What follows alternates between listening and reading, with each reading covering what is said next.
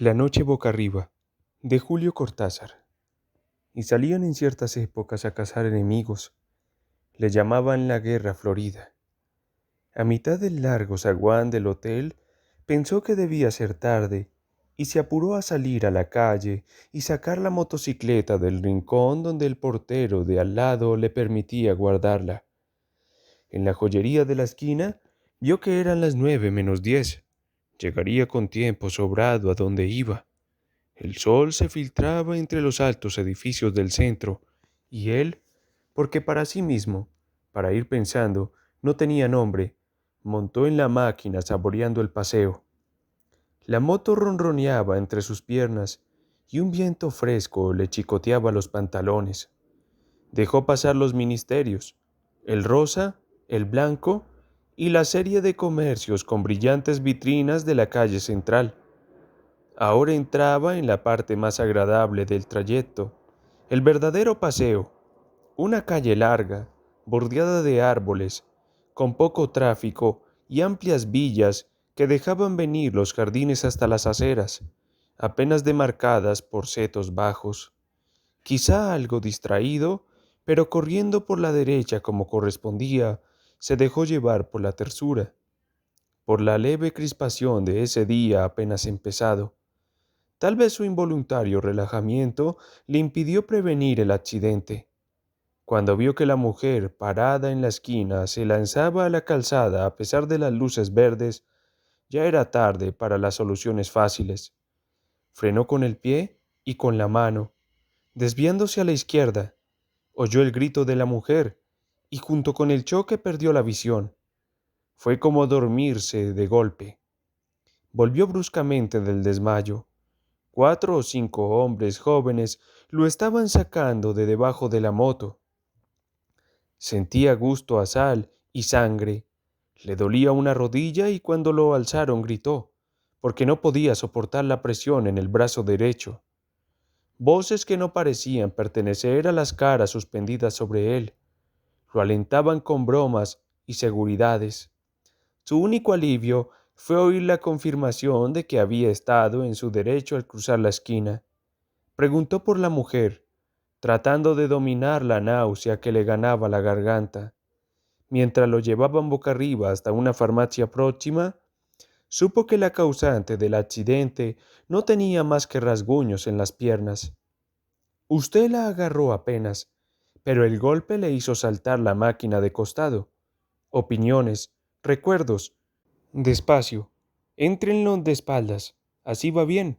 Y alguien con guardapolvo dándole de beber un trago que lo alivió en la penumbra de una pequeña farmacia de barrio. La ambulancia policial llegó a los 5 minutos y lo subieron a una camilla blanda donde pudo tenderse a gusto. Con toda lucidez, pero sabiendo que estaba bajo los efectos de un shot terrible, dio sus señas al policía que lo acompañaba. El brazo casi no le dolía. De una cortadura en la ceja goteaba sangre por toda la cara. 1 o 2 veces se lamió los labios para beberla. Se sentía bien. Era un accidente, mala suerte. Unas semanas quieto y nada más. El vigilante le dijo que la motocicleta no parecía muy estropeada. Natural, dijo él, como que me la ligué encima. Los dos rieron y el vigilante le dio la mano al llegar al hospital y le deseó buena suerte. Ya la náusea volvía poco a poco. Mientras lo llevaban en una camilla de ruedas hasta un pabellón del fondo, pasando bajo árboles llenos de pájaros, cerró los ojos y deseó estar dormido o cloroformado, pero lo tuvieron largo rato en una pieza con olor a hospital, llenando una ficha, quitándole la ropa y vistiéndolo con una camisa grisácea y dura. Le movían cuidadosamente el brazo sin que le doliera. Las enfermeras bromeaban todo el tiempo, y si no hubiera sido por las contracciones del estómago, se habría sentido muy bien, casi contento. Lo llevaron a la sala de radio, y 20 minutos después, con la placa todavía húmeda puesta sobre el pecho como una lápida negra, pasó a la sala de operaciones. Alguien de blanco, alto y delgado, se le acercó y se puso a mirar la radiografía. Manos de mujer le acomodaban la cabeza. Sintió que lo pasaban de una camilla a otra. El hombre de blanco se le acercó otra vez, sonriendo, con algo que le brillaba en la mano derecha. Le palmeó la mejilla e hizo una seña a alguien parado atrás. Como sueño era curioso porque estaba lleno de olores, y él nunca soñaba olores. Primero un olor a pantano, ya que a la izquierda de la calzada empezaban las marismas, los tembladerales de donde no volvía nadie. Pero el olor cesó, y en cambio vino una fragancia compuesta y oscura como la noche en que se movía huyendo de los aztecas.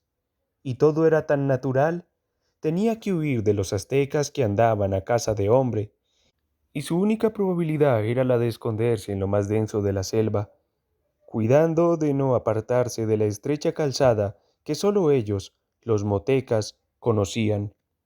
Lo que más lo torturaba era el olor, como si aún en la absoluta aceptación del sueño algo se rebelara contra eso que no era habitual, que hasta entonces no había participado del juego. Huele a guerra, pensó, tocando instintivamente el puñal de piedra atravesado en su ceñidor de lana tejida. Un sonido inesperado lo hizo agacharse y quedar inmóvil, temblando. Tener miedo no era extraño. En sus sueños abundaba el miedo. Esperó, tapado por las ramas de un arbusto y la noche sin estrellas. Muy lejos, probablemente del otro lado del gran lago, debían estar ardiendo fuegos de vivat. Un resplandor rojizo teñía esa parte del cielo. El sonido no se repitió. Había sido como una rama quebrada. Tal vez un animal que escapaba como él del olor a guerra. Se enderezó despacio, venteando. No se oía nada, pero el miedo seguía allí como el olor, ese incienso dulzón de la guerra florida. Había que seguir, llegar al corazón de la selva evitando las ciénagas, a tientas, agachándose a cada instante para tocar el suelo más duro de la calzada, dio algunos pasos. Hubiera querido echar a correr, pero los tembladerales palpitaban a su lado. En el sendero en tinieblas buscó el rumbo. Entonces sintió una bocanada del olor que más temía y saltó desesperado hacia adelante. Se va a caer de la cama, dijo el enfermo de la cama de al lado. No brinque tanto, amigazo. Abrió los ojos y era de tarde, con el sol ya bajo en los ventanales de la larga sala. Mientras trataba de sonreír a su vecino, se despegó casi físicamente de la última visión de la pesadilla. El brazo, enyesado, colgaba de un aparato con pesas y poleas. Sintió sed, como si hubiera estado corriendo kilómetros, pero no querían darle mucha agua, apenas para mojarse los labios y hacer un buche. La fiebre lo iba ganando despacio y hubiera podido dormirse otra vez, pero saboreaba el placer de quedarse despierto, entornados los ojos, escuchando el diálogo de los otros enfermos, respondiendo de cuando en cuando a alguna pregunta. Vio llegar un carrito blanco que pusieron al lado de su cama. Una enfermera rubia le frotó con alcohol la cara anterior del muslo y le clavó una gruesa aguja conectada con un tubo que subía hasta un frasco lleno de líquido opalino. Un médico joven vino con un aparato de metal y cuero que le ajustó el brazo sano para verificar alguna cosa. Caía la noche y la fiebre lo iba arrastrando blandamente a un estado donde las cosas tenían un relieve como de gemelos de teatro. Eran reales y dulces y a la vez ligeramente repugnantes, como estar viendo una película aburrida y pensar que sin embargo en la calle es peor, y quedarse. Vino una taza de maravilloso caldo de oro oliendo a puerro, a apio, a perejil, un trocito de pan, más precioso que todo un banquete, se fue desmigajando poco a poco. El brazo no le dolía nada, y solamente en la ceja, donde lo habían suturado, chirriaba a veces una punzada caliente y rápida. Cuando los ventanales de enfrente viraron a manchas de un azul oscuro, pensó que no iba a ser difícil dormirse. Un poco incómodo, de espaldas, pero al pasarse la lengua por los labios resecos y calientes sintió el sabor del caldo y suspiró de felicidad, abandonándose. Primero fue una confusión, un atraer hacia sí todas las sensaciones por un instante embotadas o confundidas, Comprendía que estaba corriendo en plena oscuridad, aunque arriba el cielo cruzado de copas de árboles era menos negro que el resto. La calzada, pensó, me salí de la calzada. Sus pies se hundían en un colchón de hojas y barro, y ya no podía dar un paso sin que las ramas de los arbustos le azotaran el torso y las piernas. Jadeante, sabiéndose acorralado a pesar de la oscuridad y el silencio, se agachó para escuchar. Tal vez la calzada estaba cerca. Con la primera luz del día iba a verla otra vez. Nada podía ayudarlo ahora a encontrarla. La mano que sin saberlo él aferraba el mango del puñal subió como un escorpión de los pantanos hasta su cuello, donde colgaba el amuleto protector. Moviendo apenas los labios, musitó la plegaria del maíz que trae las lunas felices y la súplica a la muy alta, a la dispensadora de los bienes motecas. Pero sentía al mismo tiempo que los tobillos se le estaban hundiendo despacio en el barro, y la espera en la oscuridad del chaparral desconocido se le hacía insoportable. La guerra florida había empezado con la luna y llevaba ya 3 días y 3 noches. Si conseguía refugiarse en lo profundo de la selva, abandonando la calzada más allá de la región de las ciénagas, quizá los guerreros no le siguieran el rastro. Pensó en la cantidad de prisioneros que ya habían hecho. Pero la cantidad no contaba, sino el tiempo sagrado. La caza continuaría hasta que los sacerdotes dieran la señal del regreso. Todo tenía su número y su fin, y él estaba dentro del tiempo sagrado, del otro lado de los cazadores. Oyó los gritos y se enderezó de un salto, puñal en mano, como si el cielo se incendiara en el horizonte. Vio antorchas moviéndose entre las ramas, muy cerca. El olor a guerra era insoportable, y cuando el primer enemigo le saltó al cuello, casi sintió placer en hundirle la hoja de piedra en pleno pecho. Ya lo rodeaban las luces y los gritos alegres. Alcanzó a cortar el aire 1 o 2 veces, y entonces una soga lo atrapó desde atrás. «Es la fiebre», dijo el de la cama de al lado. «A mí me pasaba igual cuando me operé del duodeno. Tome agua y va a ver que duerme bien».